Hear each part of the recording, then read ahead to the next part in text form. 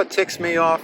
There's over 1 million new cases of Lyme disease diagnosed every year. This is Robert Manni, host of Guys TV, and this week my special guest is Dr. Daniel A. Kinderlehrer. You can also catch me on Guys Radio on KCAA in Southern California and my worldwide podcast, Guys TV, Guys Radio. Thanks for your support.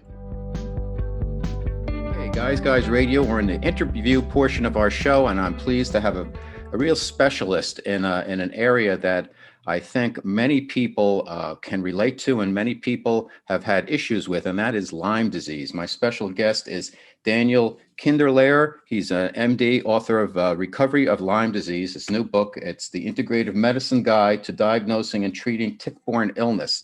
And the doctor is both a Western, traditional doctor and also steps into the holistic healing area. And I'm a big fan of both because I think the combination can really help a lot of people with the way we live nowadays. So he's a nationally recognized physician with expertise in nutrition, allergy, environmental medicine, Lyme disease, healing body, mind, spirit as a unified whole. I'm a big believer in that also. He co-founded the New England Center for Holistic Medicine in Newbury, Mass., and he's taught extensively, including training at the Omega Institute, National Institute of Behavioral Medicine, International Lyme and Associated Disease Society. As you can tell, he is an expert on Lyme disease, and he's devoted most of his second half of his life to it. His integrated practice is now in Denver, Colorado, and it's a pleasure to bring to Guys Radio, Dr.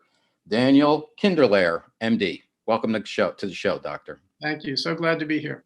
So let's start at the beginning. I was reading your book and realized that, first of all, to be fair, I don't know that much about Lyme disease. I've lived in the Northeast most of my life until moving out to Southern California a few years ago, and I played golf thousands of times, and I've seen ticks in the backyard cutting lawns. I worked at a landscaping company, and I was fortunate enough, I've never contracted Lyme disease, and yet so many people I know have, and I really don't know that much about it. And for our listeners, I'm sure some can relate to it a lot more than others. So let's start at the very beginning, because you contracted Lyme disease. What exactly is it? Okay. Lyme disease is a bacterial infection. The bacteria is a spirochete. That's the shape of the bacteria, like a helix. And it is the vector that transmits it. In most cases is a deer tick, otherwise known as a black-legged tick. They are very small, very hard to see. And then lots of complications from there. So I think if we're going to talk about Lyme disease, we can talk about it in three different places. One is acute Lyme disease, where you may or may not see a tick, and you may or may not get a rash. And if you get a rash, it may or may not be a bullseye rash. And that would be the early signs of acute Lyme disease. And if it's treated appropriately right then, generally it's curable. Here's where we get into trouble. Two other things can happen. One is people who are treated what seemed appropriately go on to have chronic symptoms. And these chronic symptoms look for all the world like long COVID, this post-COVID long hauler syndrome. People are tired, headaches, muscle aches, joint pains, cognitive dysfunction, often mood problems with anxiety and depression, irritability. I could go on with the symptoms. And they've been labeled PTLDS for post-treatment Lyme disease syndrome. What I can tell you and tell the viewers is that that's a misnomer. The Lyme is still there. And the reason it wasn't cured was because they also have co-infections. That is, when the tick implants, it can transmit not just the Lyme bacteria, but a handful of other bugs. The ticks are a veritable cesspool. A colleague of mine referred to them as nature's dirty needle. So the reason that the Lyme wasn't cured is because there are other bugs there too. And so these people who have the post-Lyme syndrome really are still infected, but they virtually always have multiple infections at that point. And then there's a third category of people who never saw a tick attachment, who never saw a rash, who never went through the flu syndrome that often accompanies acute Lyme disease, but they develop a chronic illness, again, it's going to look like post-COVID. They're often diagnosed with chronic fatigue syndrome and fibromyalgia. They often will present with neuropsych symptoms like the anxiety, panic attacks, depression, and so on. And often the diagnosis is missed.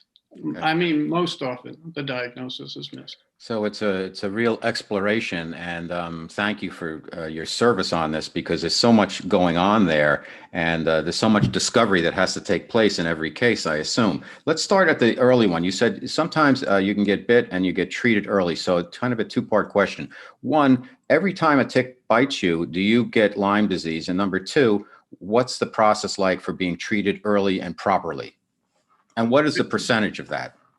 It's a really good question. First of all, not every tick attachment leads to getting ill. It depends on whether or not the tick was infected itself.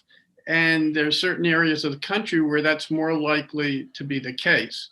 So New England was the initial places that it gained notoriety, although it's worth mentioning that the very first case in the United States was in Wisconsin in 1971. And in fact, the Great Lakes states is a big area, and the Northwest is a big area. Basically, the more humid the area, the more likely you're going to see a lot of ticks. Okay. So in areas probably like if you went to Long Island and got a tick attachment, a deer tick we're talking about, then 90% chance that tick was infected with Lyme.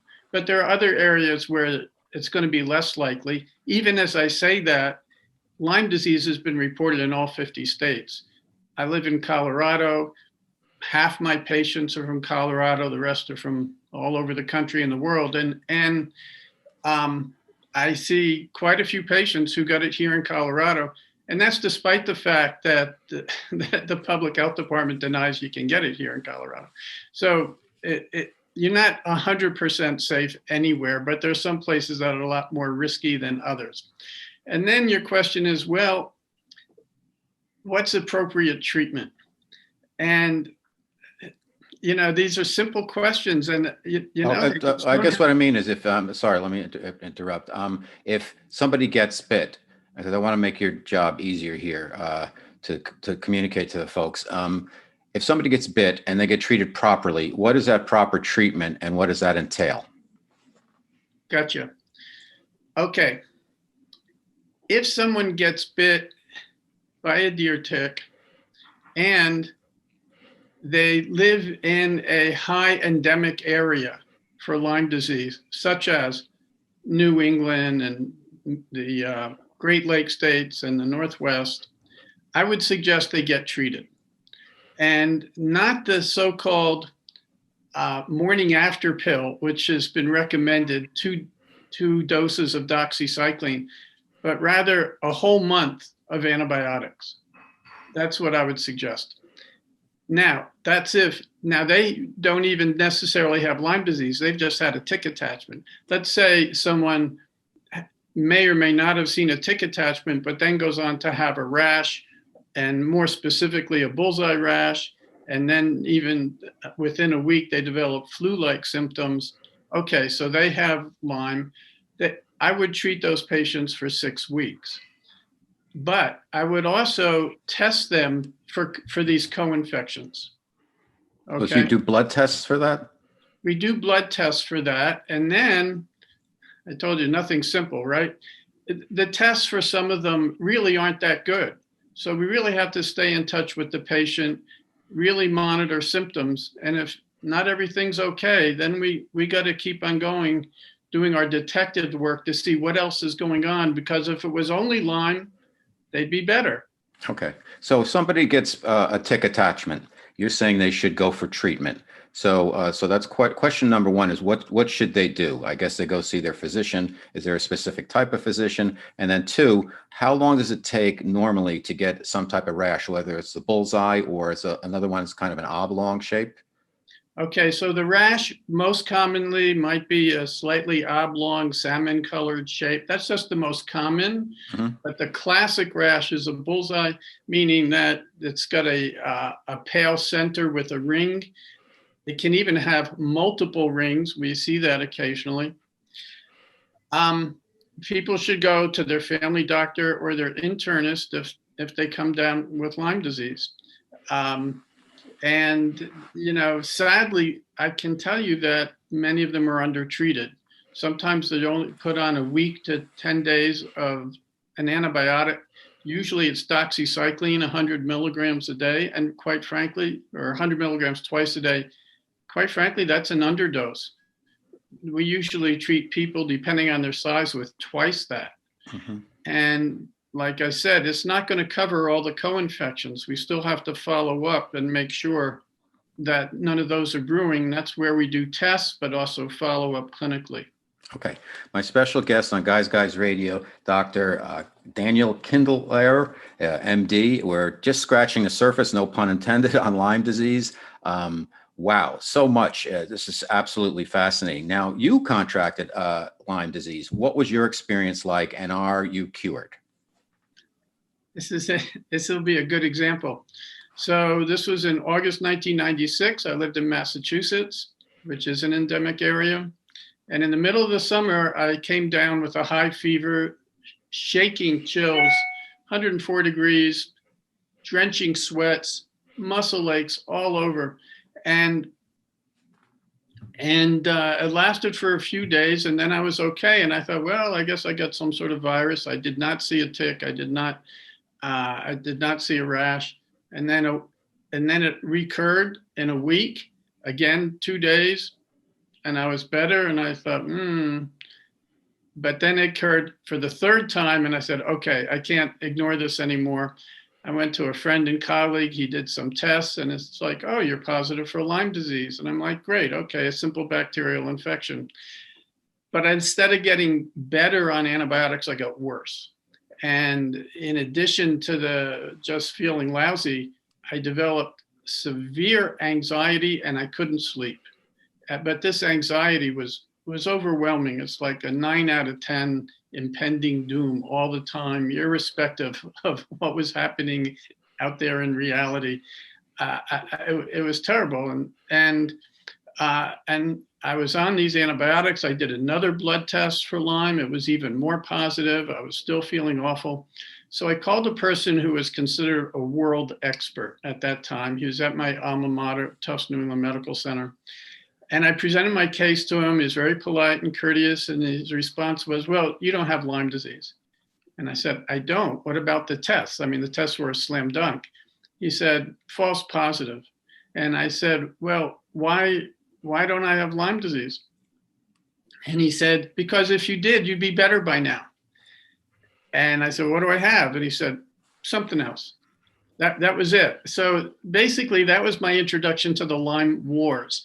So he was categorically wrong. I had Lyme disease, and he was correct. I had something else, and that was a co-infection named Babesia. Okay. At that point, Babesia was mostly under the radar.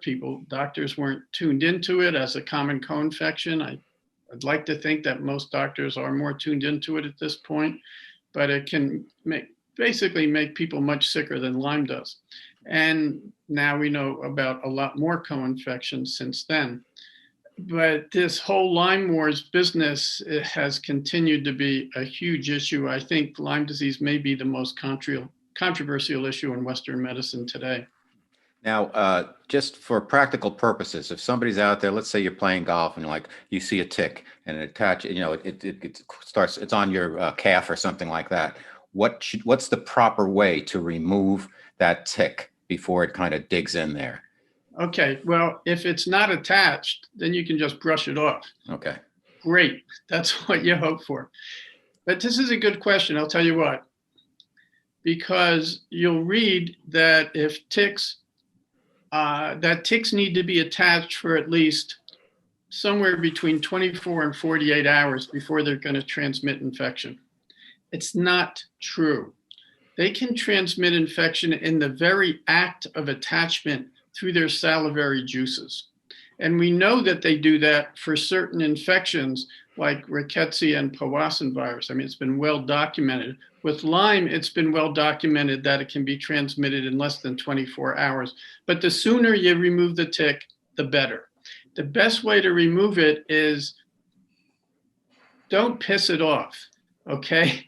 These old time remedies where they, put a hot match to it or coat it with Vaseline and this and that. Don't do that. You really want to, the more you aggravate the tick, the more likely it is to transmit its contents into you. So you can do one of two things. One is you get a very fine pointed tweezer, you catch it at its neck, which is basically as close to the skin as possible, and you apply gentle traction and just be patient because it'll hold on. But if you just keep some gentle traction on there, at some point it'll let go. Okay, and then you should save the tick. Okay, but there are also these, I'm not sure, I think they're called tick tabs or something like that. It's something that has a little scoop in it, and it actually, you go under the tick and you can pull it out in one motion with this tab. You can get these things online. Okay, so if you're a golfer, maybe it's a good idea to keep a little tweezer or one of these tools on your body, so you can, if something happens, then in an uncovered area, that you can get it off quickly. Yes. It's a good idea, even more so for people who are hiking, right, doing other things outside. I'm guessing you're a golfer. That's where you're going. Is that right? I'm a golfer, but I also hike. But I keep thinking that every time I hear about Lyme disease with the guys I know, it goes back to golfing. That's very interesting because I'm not a golfer. I'm thinking that golf courses probably get sprayed a lot, and they're so well kept that unless you hit the balls in the woods. There you go. So yes, I can tell you when I travel, I always, regardless of where I travel, I always keep the fine pointed tweezers available. And by the way, a little magnifying glass is not a bad idea too. I mean, really 2 millimeters is really small. I'm going to have a hard time seeing a 2 millimeter tick and saying that's not a freckle unless you feel it. You can feel something sticking out. The ticks like to attach in warm, humid areas, so they're often in the groin, in the armpit, between the buttocks, the scalp. Wow. And so that's why it's good to have an intimate relationship with somebody, because if you've been in an area where you could get a tick attachment, get checked. I mean, that's really the best thing. Okay, is there some type of spray or anything? Let's say you're going to go hiking with your family. Can you do anything besides covering up? Can you protect yourself if it's really hot out? Like here we are in Southern California. There's a lot of great hiking trails and stuff. Anything to spray on that is a deterrent? Yes. The best thing is probably spraying permethrin on your clothes. And you can, if you go to REI or Eastern Mountain Sport, places like that, you can buy clothes that are impregnated with this stuff. Wow. There are sprays you can put on your skin. There's tick repellents. DDT is not working so much, and it actually can cause some neurological issues. I'm not recommending those sprays, especially since you want to put it on your whole body. But there are natural sprays that also serve as tick repellents. They are not, none of these things are 100%. It's recommended to wear light colored clothing where you're more apt to see a tick, to tuck your pants into your socks so it's harder for them to crawl up under your pants. None of these are perfect. At the end of the day, you still want to have this intimate partner check you out. Okay. How about, doctor, your animals? Like a lot of people have dogs. They go off. It's nice to take a hike in the woods with your dog. What can you do to protect the dog? And what type of concern do you have about dogs picking up ticks? And will they get Lyme disease? And can that be transmuted to humans? Okay. So dogs can get Lyme disease. And people with indoor-outdoor pets are more likely to get Lyme disease than people without indoor-outdoor pets. When I lived in Massachusetts, it's about 20 years ago now. And, we had the special collar on the dog that prevents the ticks from attaching, but it doesn't prevent the ticks from hanging out in their fur, which I could see. And it's really hard if you got a long-haired dog, getting a tiny tick Sure. off of that, you know. So I'm not sure if that's been upgraded or not, what veterinarians have to offer in terms of actually keeping the ticks off of them, not just not biting them, but they can get sick. And interestingly, I don't understand this either. The testing for dogs is supposedly much more accurate than the testing in people. I mean, they have labs, vet labs dedicated testing animals. And this is also interesting, here in Colorado, I've talked to veterinarians who say, oh yeah, we see Lyme disease in dogs. That's not that infrequent. But the Department of Public Health is still saying humans don't get it. So that's interesting. Okay. My special guest, Dr. Daniel Kinderlehrer. The book is Recovery from Lyme Disease, Integrative Medicine Guide to Diagnosing and Treating Tick-Borne Illnesses. And we're just, again, scratching the surface. I want to get the basic information out there for everybody. And this book does a really deep dive. So let's get as much information as we can. Your integrative medicine approach. I'm a big believer in a combination of Western and integrative medicine. How does that approach impact your treatment and the cure and possible cures for Lyme disease? Yeah, it's interesting. I don't know how docs dealing with people with chronic illness can do a decent job without an integrative approach. I trained in internal medicine. I did full residency and chief residency in internal medicine. And basically I was trained to deal with people who had chronic illness and help to stabilize them, but not cure anybody. Whereas integrative medicine looks at people from a much more functional standpoint. We look at imbalances in the body.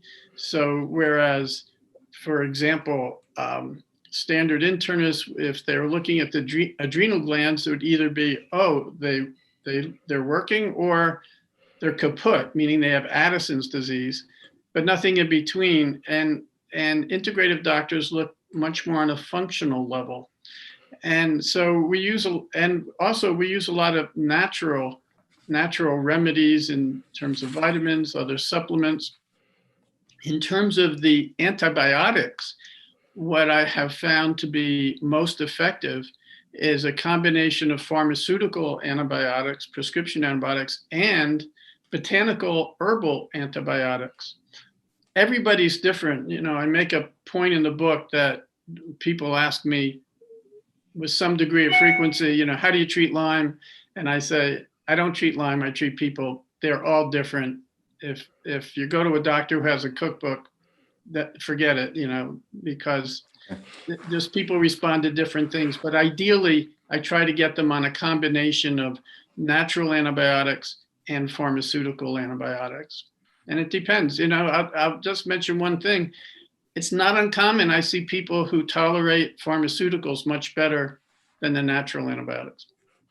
It's interesting because, there's so much more awareness of natural cures and natural remedies and stuff. But however, like I had pneumonia a couple of years ago and I had to get antibiotics because if I didn't, I probably would have ultimately died. And that's why people died at 35, 100 years ago, because they didn't have these things.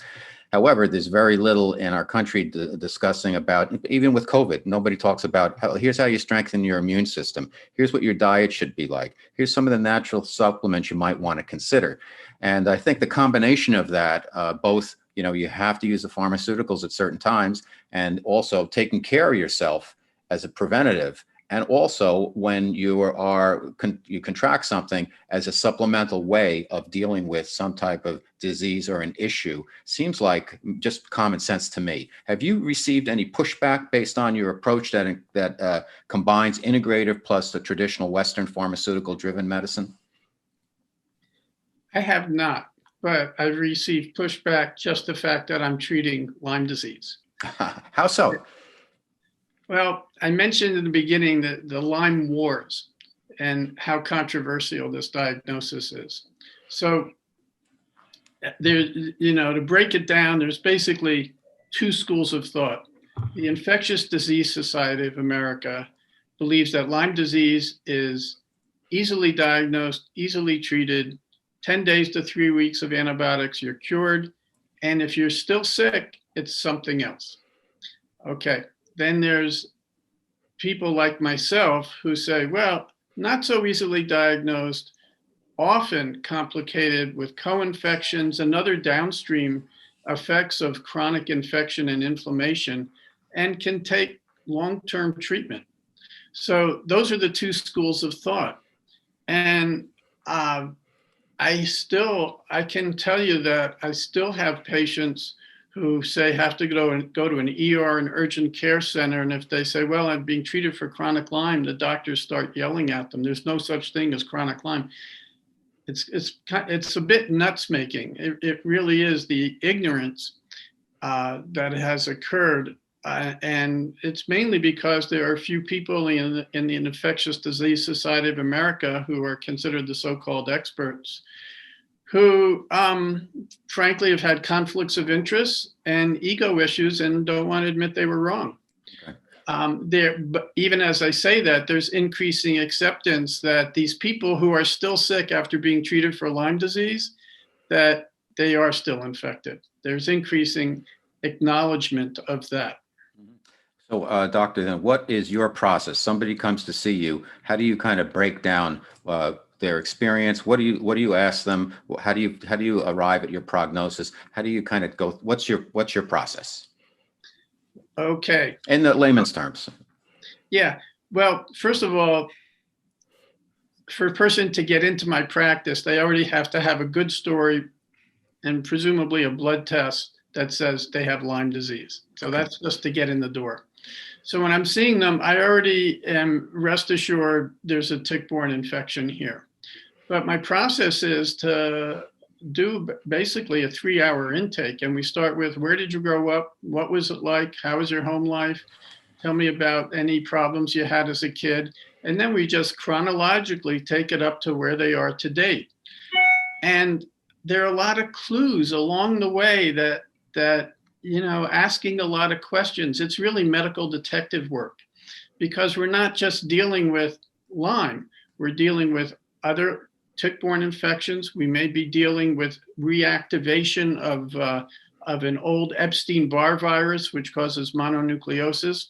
We're often dealing with food sensitivities, which may have preceded Lyme, but often began after Lyme, because Lyme causes so much inflammation that people become sensitized to things. Probably half my patients are sensitive to gluten, for example. And so I'm just asking a ton of questions. And then we put together this problem list, which is basically a list of their symptoms, a list of any laboratory abnormalities. And I'm looking for patterns. I'm looking for patterns that suggest different infections, looking for patterns that suggest different hormonal irregularities. I'm looking for patterns that suggest nutritional problems, inability to absorb vitamin B12, whatever. And then we start ordering more tests and we start treatment. Okay. So that's a summary of a 3-hour process. All right. Now, some of the symptoms for those folks out there who are not that familiar with Lyme disease and what it can do, I jotted some of them down from your book: fatigue, headaches, joint pain, muscle aches, cognitive impairment, mood disorders, and potentially anxiety, shortness of breath, and night sweats. Do you need to have a kind of combination of these to, let's say somebody just has some of these things. Could they have contracted Lyme disease years ago and not been aware of it? Yes, I'm glad you're making this point. This is really not uncommon. I would say most of my patients actually have been sick for years, have no idea that they got Lyme disease when they were younger, but developed a chronic fatiguing illness along with some depression and muscle aches and joint pains, and then the headaches, and then the brain fog. Or the neuropsych symptoms actually were so pronounced that they ended up being sent to the psychiatrist, and all the physical symptoms are being ignored at that point. So it's really quite common that people get these infections, that it doesn't cause a very obvious acute Lyme syndrome. A lot of people just don't get that rash and get the flu syndrome. But over time, they develop these other symptoms, and it may be quite delayed, and it may not happen till there's some other stress, like a divorce or head trauma or a medication like a corticosteroid that suppresses the immune system. There are a lot of, or a mold encounter. I mean, there are a lot of stresses that can suddenly take a dormant infection and lead to its activation, and then they're sick. Okay. Okay. My special guest on Guys Radio and Guys TV here on YouTube is Dr. Daniel Kinderlehrer, and we're talking about his book, Recovery from Lyme Disease. Just a fascinating discussion. Me being just a layman on here, I'm just your guy. I'm asking questions that I would ask just being me. And also if I was out there listening, I try to represent everybody. So I found a couple of things from your other interviews, terms that I was not aware of, but it seems like this Lyme disease can go in so many different directions. So there's something called the Babesia and another called Bartonella. What are those? Okay, so I referred to co-infections. I was to remind the listeners that these ticks are repositories for different microbes. They're cesspools of different microbes, okay? And Lyme is just one. I mean, when I say Lyme is the disease, the bug is Borrelia burgdorferi. And then Babesia is actually not a bacteria, it's a protozoa, and it's more closer to the family of malaria. And that's what tends to cause severe night sweats, but often migraines and neck pain and chest pain and shortness of breath. And Bartonella is yet another really common microbe inside these deer ticks. And Bartonella, they all can cause this whole range of symptoms that you've already mentioned, but Bartonella is particularly known for causing neuropsych problems. When I see people with severe anxiety and depressive syndromes, and even people with outright psychosis and bipolar, Bartonella is often a cause of that.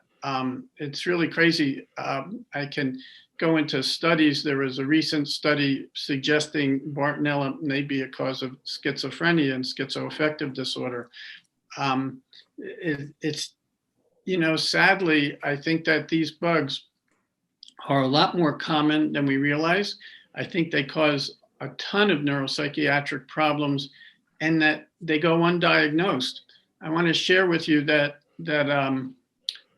a colleague of mine and I did a study on some kids who are in residential treatment center for mental health reasons. They all had major depressive disorder. They are all adolescents. 7 out of the 10 had generalized anxiety disorder. There were multiple suicide attacks and other issues like ADHD. And basically, they were all diagnosed with psychiatric labels. But we went in there and tested 10 of them at random.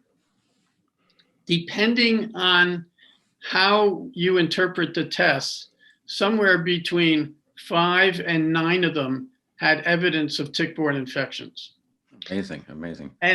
But listen to this. This is really crazy. We did something called a Cunningham panel. A Cunningham panel measures antibodies to nerves in the brain, okay, antineuronal antibodies that causes a syndrome. It's associated with a syndrome called PANS, pediatric acute onset neuropsychiatric syndrome, where kids are known to get an infection and then develop off the cliff severe neuropsychiatric issues.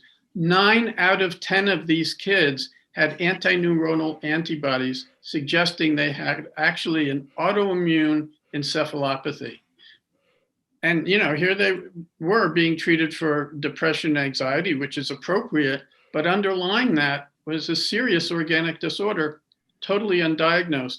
And when you look at the numbers of adolescents in particular, but Americans in general who are being treated and diagnosed with, not just anxiety and depression, but like I said, Sure. bipolar and psychosis, I would put money on it that there's a significant fraction of them that actually have organic disorders and microbial infections in particular. Okay. Mold. What is the relationship? I found it interesting in watching a couple of your interviews and checking out the book that there's a correlation between mold and Lyme disease. What is that? It's really fascinating. In the old days is like 10 years ago, I would think of mold as possibly a problem in someone if they weren't getting better. But now I see mold problems so frequently that I'm always looking for it, even the first time I see a patient. So just to give a broad overview, it's not uncommon that I'll have a patient and it turns out they're living in a moldy house, but all the other occupants in the house are fine. The person with Lyme is really reacting. So a lot of molds associated with indoor water damage elaborate toxins. So people can get sensitive to the mold. I'm just reminding listeners that one of the impacts of these chronic infections is people develop sensitivity syndrome. So now they're sensitive to mold that they may not have been before, just like now they're sensitive to foods that they weren't before. So they're reacting to the mold, but then they're also accumulating toxins that are being elaborated by this mold. And these molds are inhaled and ingested, and now you have fungal colonization inside you that you can be reacting to. And now you have some endogenous machinery inside, you're making mold toxins. So these mold toxins also cause problems with immune function, nervous system function, and endocrine function, and if really high levels, end organ damage. And so they're going to get in the way of treating the infections. So basically, when we see people who are difficult to treat, we're always looking for mold, and amazingly finding it in just a high number of patients. And this is even in Colorado considered dry, right? But all it takes is water trapped behind some walls, under a sink where there's a drip, behind some tiles where the grout wasn't so good. And I've seen houses that are just disasters. What, from your practice and being practical and realistic about this, what are the chances when you're working with people, and just overall with people with Lyme disease, of treating the symptoms or curing them? Can you cure, not you particularly, but can Lyme disease be cured if it's been onset for a couple of years or something, or is it just a matter of treatment and monitoring the symptoms? Okay. So I would say that everyone I see, we're treating the imbalances, treating the infections, but also doing everything we can to alleviate symptoms. So it's always an all of the above proposition. As you're suggesting, most of the patients who come to see me have been sick for years, sometimes decades, even 5 decades. It's kind of awful. And I want to really emphasize this. They all have more than Lyme disease. They all have co-infections. And so they have at least 2, sometimes 3, 4.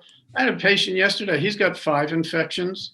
I had another patient this week has at least 4 infections. And, because these ticks are cesspools, like we talked about. And then there's all the downstream effects. And then guess what? Now the mold, which may not have been causing the problems, now that's causing problems too. And we got to deal with detoxifying them. Okay, that said, there's some people, knock on wood, after treating them for 1 to 2 years, we're able to stop everything. So far, so good. We don't have a test that says these bugs are gone, okay? And there are other people that I've been seeing for a long time, and they're dramatically better, but we kept them on some treatment, usually low-grade botanical treatment at that point. I would say that 90% of my patients get 80 to 100% better, and 10% we're still struggling. Got it. Okay, my special guest, Guys Radio and TV, is Daniel Kinderlehrer, medical doctor. Recovery from Lyme Disease is the book, The Integrative Medicine Guide to Diagnosing and Treating Tick-Borne Illnesses. Last question, kind of a two-parter, and it's a big question too. One, what do you want readers to get out of your book? It's a big, chunky book. It's got a lot of information in there. It's got a lot of detail. It's got a lot of scientific information, medical information. And two, how can people just living their day-to-day lives be aware of, but not paranoid about dealing with ticks and just going about living their lives? What do they need to know? Okay, another two-part. So, the book, I think, it's so interesting to me. People have told me, wow, I got your book and I read it in the next few days. And I'm like, really? Wow, it took me 4 years. That means it's a good book. And I guess so, but it is dense, and I try to make it not so dense by, first of all, using lay language, try and make things, very, very easily discernible, but also a lot of case histories. I want people to be able to relate to the patients that I'm describing, and they can say, oh, I have that and I have that. No wonder I'm sick. So I actually thought of writing this book first just for doctors because, I've lived a long life. I have a ton of experience in a lot of different realms. And before COVID, I was having doctors sit in with me a lot. I've lectured extensively and developed courses, and I enjoy that. And basically, the book was my way of passing down to doctors. Here's what I learned, and here's how step by step you can start evaluating and figure out how to diagnose and treat these people. But I realized very quickly before I even started writing, most of the people buying this book are going to be people, not patients. Doctors are people. They're going to be patients, not doctors, right? So I realized what a service it would be to explain things to patients who, frankly, are sometimes smarter than their doctors, who can become knowledgeable and empowered. There are a lot of things in the book that the patients can do on their own. And then there are other stuff they can go to their doctor and say, hey, look, here's what I'm reading about. I'd like you to do this or that test that's recommended. And let's see if that's an issue for me. And so and one other thing, this is basically encapsulated in chapter 3, which goes back to the Lyme Wars. Chapter 3 is anatomy of the Lyme Wars. I want to give people the evidence-based basis for the fact that these infections are real and what they're being told by their docs who are not educated, particularly the infectious disease docs who believe something else, with some exceptions, that no, here is the data, check it out. This is real. And the data is strong. It's really strong. This goes back to 2001. I was in the office of one of the only infectious disease doctors in the country who was actively treating and reporting on chronic Lyme. It was Dr. Sam Donta at University Hospital in Boston, part of Boston University. And I'm in his office, and there's a New England Journal that has 3 articles on Lyme disease, which of course I've read. And I said, and these were incredibly flawed studies, really flawed. It should never been reached the light of day. And I said to Sam, how does this garbage get printed? And he said, Dan, never before have I witnessed in medicine when so few people had so much influence and were so wrong. But it's just continued from there. And the fact is, the data is with us. People are more and more aware of how serious it is. And I just had a patient today. He's a doctor in North Carolina. I have a whole bunch of patients who are doctors. And so the tide is changing, but unfortunately, it's slow. Are you an optimist or a pessimist about the future with Lyme disease? With Lyme disease, I'm an optimist about our treatment of Lyme disease. Yeah, we're getting better all the time. Okay. Guys Radio and TV, my special guest, Dr. Daniel Kinderlehrer, MD. The book is Recovery from Lyme Disease. Where can people find out more about you, Doctor? Well, I actually finally, I haven't had a website because I've never wanted one, and I certainly don't need it. I have a ton of patients. But because of the book, there's now a website called recoveryfromlyme.com. And the book is available on Amazon, really any bookstore. And there are a whole bunch of reviews from doctors, pre-publication reviews. Okay. Well, thanks for being on Guys Radio. You're doing great work. You're a guy's guy, and you really you're providing a service. And good luck and keep up doing the great work you're doing, Dr. Kinderlehrer. Thank you. Thank you so much.